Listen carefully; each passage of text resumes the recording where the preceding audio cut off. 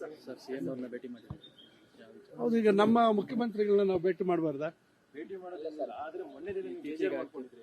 ಅಲ್ಲ, ಸಹಜವಾಗಿ ಬೇಸರ ಆಗುತ್ತೆ. ಆದರೆ ರಾಜಕಾರಣದಲ್ಲಿ ಇವೆಲ್ಲ ಸಹಜವಾಗಿ ಆ ಸಂದರ್ಭದಲ್ಲಿ ನಮಗೆ ಬೇಸರ ಆಗ್ತಕ್ಕಂಥದ್ದಿದೆ. ಅದನ್ನು ನಾವು ಪಕ್ಷದ ಹಿತದೃಷ್ಟಿಯಿಂದ ನಾನು ಕೆಲವು ವಿಚಾರಗಳನ್ನು ನಾನು ವ್ಯಕ್ತಪಡಿಸಿದ್ದೆ. ಈಗ ನಾನು ಆವತ್ತೂ ಭಾಳ ಸ್ಪಷ್ಟವಾಗಿ ಹೇಳಿದ್ದೆ, 2028ಕ್ಕೆ ಮತ್ತೆ ನಾವು ಪಕ್ಷ ಒಗ್ಗಟ್ಟಾಗಿ ನಾವು ಕೆಲಸ ಮಾಡಬೇಕು ಮತ್ತು ಮತ್ತೆ ಪಕ್ಷನ ಅಧಿಕಾರಕ್ಕೆ ತರುವಂಥದ್ದಕ್ಕೆ ನಾವೆಲ್ಲ ಒಟ್ಟಾಗಿ ಇರಬೇಕು ಅಂತಕ್ಕಂಥ ಮಾತು ಹೇಳಿದ್ದೆ. ಅದೇ ರೀತಿಯಾಗಿ ನನಗೆ AICCಯ ನಮ್ಮ ಪ್ರಧಾನ ಕಾರ್ಯದರ್ಶಿಯಾಗಿರ್ತಕ್ಕಂಥ ಸುರ್ಜೇವಾಲಾ ಸಾಹೇಬರು ಮಾತಾಡಿದರು. ಮುಖ್ಯಮಂತ್ರಿಗಳು ನನಗೆ ಕರೆ ಮಾಡಿ ಮಾತಾಡೋಣ ಬಾ ಅಂತ ಹೇಳಿದರು. ಬಂದು ಮಾತಾಡಿದ್ದೀವಿ, ಅದರಲ್ಲಿ ಏನಿಲ್ಲ. ಈಗ ಒಟ್ಟಾಗಿ ನಾವು ಪಕ್ಷದ ಸಂಘಟನೆ ಮತ್ತು ಮತ್ತೆ ಅಧಿಕಾರಕ್ಕೆ ಪಕ್ಷವನ್ನು ಮತ್ತೆ ತರುವಂಥದ್ದಕ್ಕೆ ಒಟ್ಟಾಗಿ ಕೆಲಸ ಮಾಡೋಣ ಅಂತಕ್ಕಂಥ ಮಾತನ್ನು ಮಾನ್ಯ ಮುಖ್ಯಮಂತ್ರಿಗಳು ಹೇಳಿದ್ದಾರೆ. ಅದಕ್ಕೆ ನಾವು ಪಕ್ಷ ನಾವಿದ್ರೆ ಮಾತ್ರ ನಾವು ಇರುವಂಥದ್ದಕ್ಕೆ ಸಾಧ್ಯ ಆಗುತ್ತೆ. ಈಗ ನಾವು ನಮ್ಮ ವೈಯಕ್ತಿಕ ವರ್ಚಸ್ಸು ಮತ್ತೊಂದು ಎಷ್ಟೇ ಇರಲಿ, ಆದರೆ ಪಕ್ಷ ಅಂತ ಒಂದು ನಾವು ಸಿದ್ಧಾಂತದ ಮೇಲೆ ನಂಬ್ಕೊಂಡು ಬಂದ ಮೇಲೆ ಪಕ್ಷದಲ್ಲಿ ಸಣ್ಣ ಪುಟ್ಟ ಆಂತರಿಕ ಸಮಸ್ಯೆಗಳಿರ್ತವೆ. ನಮ್ಮ ಪಕ್ಷದಲ್ಲಿ ಇವತ್ತು ನಾವು ಆಂತರಿಕವಾಗಿ ಮಾತಾಡುವಂಥದ್ದಿದೆ. ಒಂದೊಂದು ಸಂದರ್ಭದಲ್ಲಿ ಪಕ್ಷದ ಒಳಿತಿಗಾಗಿ ಕೆಲವು ಮಾತುಗಳನ್ನು ಬಹಿರಂಗವಾಗಿ ಹೇಳುವಂಥದ್ದು ಆಗಿದೆ. ಅದರಿಂದ ಈಗ ಆಗಿರ್ತಕ್ಕಂಥದ್ದೆಲ್ಲ ನಾವು ಅದನ್ನು ಹಿಂದೆ ಬಿಟ್ಟು ಈಗ ಎಲ್ಲರಿಗೂ ಅವಕಾಶ ಇರಬೇಕು. ಈಗ ಭಾಳಷ್ಟು ಜನ ಹಿರಿಯರಿದ್ದಾರೆ, ಎಲ್ಲರಿಗೂ ಅವಕಾಶ ಕೊಡಬೇಕು. ಆ ಕಾರಣದಿಂದ ಈ ಥರ ಆಗಿದೆ ಅಂತಕ್ಕಂಥ ಮಾತನ್ನು ಮುಖ್ಯಮಂತ್ರಿಗಳು ಹೇಳಿದ್ದಾರೆ. ಅದರಿಂದ ಅದನ್ನು ನಾವು ಸಮಾಧಾನವಾಗಿ ಅವರ ಮಾತನ್ನು ಆಲಿಸಿ ಅವರ ಸಮರ್ಥನೆ ಏನಿತ್ತು, ಯಾವ ಕಾರಣಕ್ಕಾಗಿ ಈ ರೀತಿ ಆಗಿದೆ ಅಂತಕ್ಕಂಥದ್ದನ್ನು ನಾವು ಅರ್ಥ ಮಾಡಿಕೊಂಡು ಒಟ್ಟಾರೆಯಾಗಿ ಪಕ್ಷವನ್ನು ಮುಂದಿನ ದಿನಗಳಲ್ಲಿ ಮತ್ತಷ್ಟು ಬಲಿಷ್ಠಗೊಳಿಸ್ತಕ್ಕಂಥದ್ದಕ್ಕೆ ನನ್ನ ಒಂದು ಸಹಕಾರ ಸಂಪೂರ್ಣ ಇರ್ತದೆ ಮುಖ್ಯಮಂತ್ರಿಗಳಿಗೆ ಅಂತಕ್ಕಂಥ ಭರವಸೆಯನ್ನು ಕೊಟ್ಟಿದ್ದೀನಿ.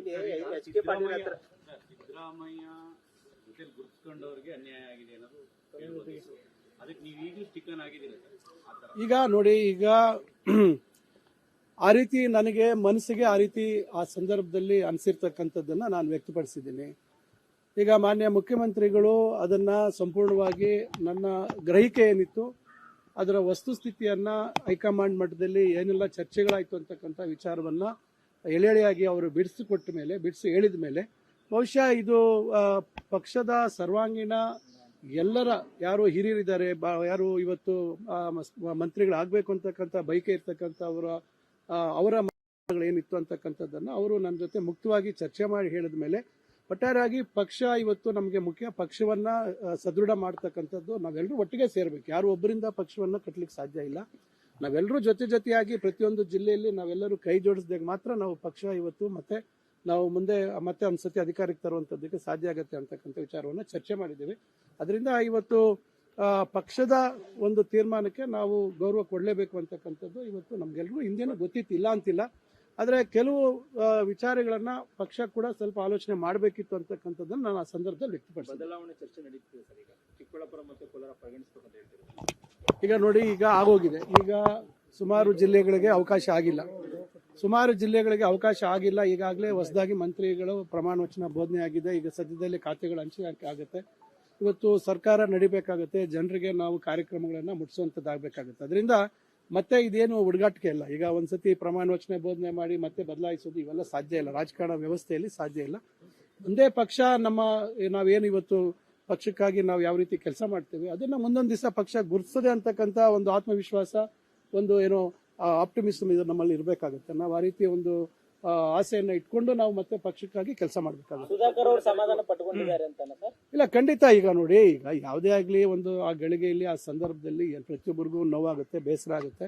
ಆ ಸಂದರ್ಭದಲ್ಲಿ ಕೆಲವು ಮಾತುಗಳನ್ನು ನಾವು ಹೇಳಿದ್ದೀವಿ, ಇಲ್ಲ ಅಂತ ನಾನು ಹೇಳೋದಿಲ್ಲ. ಅದು ಮಾತಿಂದ ನಾನು ಹಿಂದೆ ಹೋಗೋದು ಇಲ್ಲ.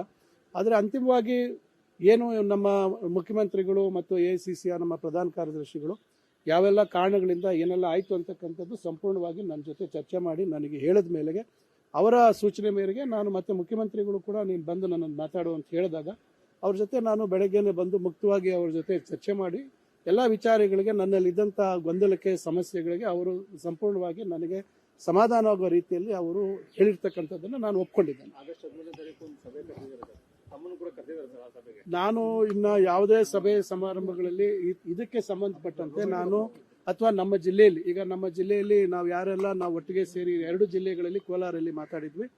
ನಾವೆಲ್ಲರೂ ಈಗ ಪ್ರತ್ಯೇಕವಾಗಿ ಎಲ್ಲರೂ ಬಂದು ಮಾತಾಡಿದ್ದಾರೆ. ಮತ್ತೊಂದು ಸತಿ ನಾವೆಲ್ಲರೂ ಬಂದು ನಮ್ಮ ಜಿಲ್ಲೆಗಳಿಗೆ ಸಂಬಂಧಪಟ್ಟಂತ ಕೆಲವು ಏನು ರಾಜಕೀಯ ಗೊಂದಲಗಳು ಸೃಷ್ಟಿ ಆಗ್ಬೋದು ಮುಂದೆ ಅಂತಕ್ಕಂಥದ್ರ ಬಗ್ಗೆ ಮಾನ್ಯ ಮುಖ್ಯಮಂತ್ರಿಗಳ ಜೊತೆ ನಾವೆಲ್ಲರೂ ಮತ್ತೊಂದ್ಸತಿ ಬಂದು ಅದನ್ನ ಚರ್ಚೆ ಮಾಡಿ ನಾವು ಪಕ್ಷ ಬಲಿಷ್ಠ ಮಾಡ್ತಕ್ಕಂಥದ್ದಕ್ಕೆ ನಾವೆಲ್ಲರೂ ಒಟ್ಟಾಗಿ ಕೆಲಸ ಮಾಡ್ತೀವಿ ಅಂತಕ್ಕಂಥ ಭರವಸೆನ ನಾವು ಒಟ್ಟಾಗಿ ಬಂದು ಮತ್ತೆ ಮುಖ್ಯಮಂತ್ರಿಗಳಿಗೆ ಕೊಡ್ತೀವಿ ನಾವು. ಎಚ್ ಕೆ ಪಾಟೀಲ್ ಅವರು ಕರೆದಿರೋ ಸಭೆ ಸರ್ ಅದು ಆಗಸ್ಟ್ ಇಲ್ಲ, ನನಗೇನು ಮಾಹಿತಿ ಇಲ್ಲ. ಎಚ್ ಕೆ ಪಾಟೀಲ್ ಅವರು ಬಹಳ ಹಿರಿಯರು, ನಮ್ಮ ಕುಟುಂಬಕ್ಕೆ ಬಹಳ ಆತ್ಮೀಯರು, ನಮ್ಮ ತಂದೆಯವ್ರ ಜೊತೆ ಮಂತ್ರಿಗಳಾಗಿ ಕೆಲಸ ಮಾಡಿರ್ತಕ್ಕಂಥವ್ರು, ನನಗೂ ಅವರು ಬಹಳ ಆತ್ಮೀಯರು.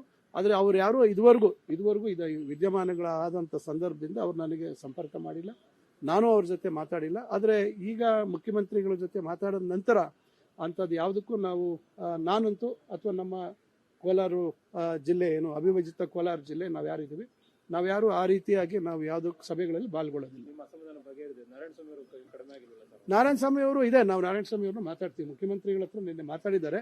ಸಹಜವಾಗಿ ಈಗ ನಾವೆಲ್ಲ ಈಗ ತಣ್ಣಗಾಗ್ಲಿಲ್ವಾ, ಅದರಿಂದ ಇವೆಲ್ಲ ನಾವು ವಸ್ತುಸ್ಥಿತಿಗಳನ್ನ ನಾವು ಅರ್ಥ ಮಾಡ್ಕೊಳ್ತಾ ಇದ್ದೀವಿ. ಯಾಕಂದ್ರೆ ನಾವೆಲ್ಲ ಮೊನ್ನೆ ರಾಜಕಾರಣಕ್ಕೆ ಬಂದವರಲ್ಲ, ಅದರಿಂದ ಸಹಜವಾಗಿ ಆ ಸಂದರ್ಭದಲ್ಲಿ ಬೇಸರ ಆಗಿದೆ ನಮಗೆ, ಅದನ್ನು ವ್ಯಕ್ತಪಡಿಸಿದ್ದೀವಿ. ಈಗ ಪಕ್ಷ ಮುಖ್ಯ ನಮ್ಗೆ. ಇವತ್ತು ಪಕ್ಷವನ್ನ ನಾವು ಮುನ್ನಡೆಸಬೇಕು. ಯಾಕಂದ್ರೆ ನಮ್ಮ ಅವಶ್ಯಕತೆ ಪಕ್ಷಕ್ಕಿದೆ, ಅವ್ರ ಪಕ್ಷಕ್ಕೆ ಪಕ್ಷದ ಅವಶ್ಯಕತೆ ನಮಗಿದೆ. ಅದರಿಂದ ನಾವು ಅದನ್ನ ಮನಗಂಡಿರ್ತಕ್ಕಂಥವ್ರಾದ್ರಿಂದ ನಾವು ಯಾವುದೇ ರೀತಿ ಗೊಂದಲಕ್ಕೆ ಇನ್ನು ಆಸ್ಪದ ಕೊಡಬಾರ್ದು ಅಂತಕ್ಕಂಥ ತೀರ್ಮಾನ ಮಾಡಿದ್ದೀವಿ.